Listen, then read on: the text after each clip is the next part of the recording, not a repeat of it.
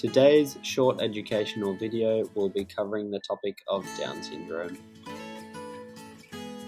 Down syndrome is the most common identifiable cause of intellectual and developmental disability around the world, occurring in approximately 1 in every 1,000 live births globally.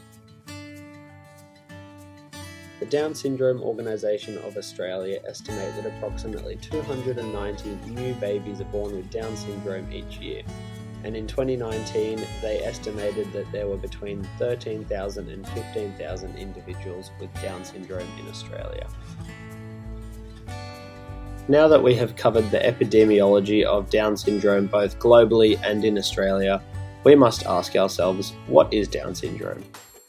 Down syndrome is defined as a genetic disorder where abnormal cell division results in extra genetic material from chromosome 21. Chromosomes are tiny cell structures that carry DNA and determine how we as humans develop. There are 3 forms of Down syndrome, these being trisomy 21, translocation, and mosaic Down syndrome. The first type of Down syndrome is trisomy 21. This is the most common form of Down syndrome and is characterized by an extra copy of chromosome 21 in every cell. Next, we have translocation, which occurs where a child has an extra part of chromosome 21. With the total number of chromosomes in humans amounting to 46, only one of these has an extra piece of chromosome 21 attached.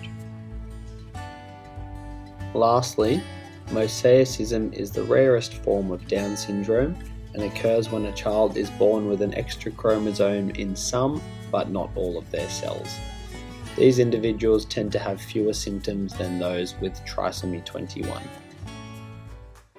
Although unable to pinpoint the reasoning behind the cognitive impairment associated with Down syndrome, the neurobiology of an individual with Down syndrome is well documented, including the differences between children and adults.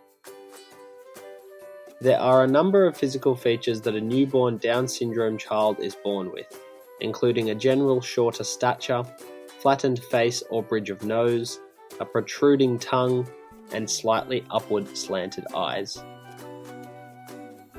Children with Down syndrome also experience hypomyelination.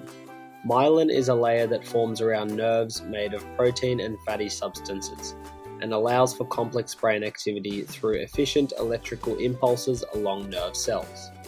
This may be an explanation as to why individuals with Down syndrome experience learning and memory difficulties.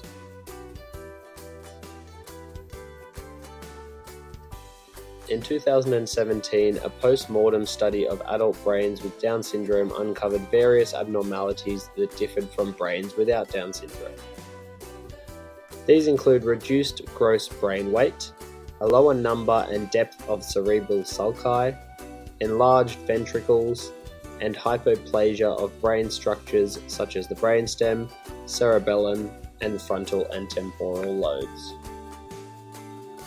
Focusing on the last point, these 3 brain structures are responsible for important human functions that are used in daily life, for example speaking, hearing, and movement. As such, underdevelopment or damage to these structures can result in speech problems, poor and uncoordinated movements, personality changes, difficulty concentrating and learning, impaired memory, and many more. Furthermore, a link between the neurobiology of brains of patients with Down syndrome and patients with Alzheimer's disease has been uncovered.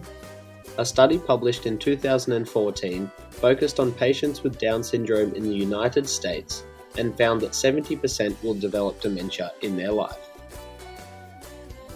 This can be attributed to the overexpression of certain proteins. As pictured in this diagram, trisomy 21 carries an extra beta amyloid precursor gene, which therefore overproduces the beta amyloid precursor protein. This results in more beta amyloid plaques and neurofibrillary tangles, which are key distinctive characteristics of Alzheimer's disease. Research also shows that almost all adults with Down syndrome over the age of 40 years old have enough neurofibrillary tangles for a neuropathologically based diagnosis of Alzheimer's disease, thus highlighting the correlation and similarity between the two. As each individual with Down syndrome has specific physical and cognitive differences, there is no single standardized treatment for Down syndrome. Commonly, some early intervention treatments can include physical, occupational, and speech therapy, as well as special educators. These specialists provide assistance with issues such as instability whilst walking, low muscle tone, communication skills, or self-care skills such as getting dressed and using a computer. Furthermore, procedures such as cardiac surgery and medications such as vaccinations and anti-convulsive drugs significantly improve life expectancy and quality of life for the Down syndrome community. Recent scientific findings have identified genes that assist in forming specific Down syndrome features, and these advances may assist in the development of targeted therapy for Down syndrome patients. Overall, scientists are still piecing the puzzle together. However, recent findings are proving that soon we may uncover the underlying genetic and molecular basis for Down syndrome, and in return create effective treatments in the future.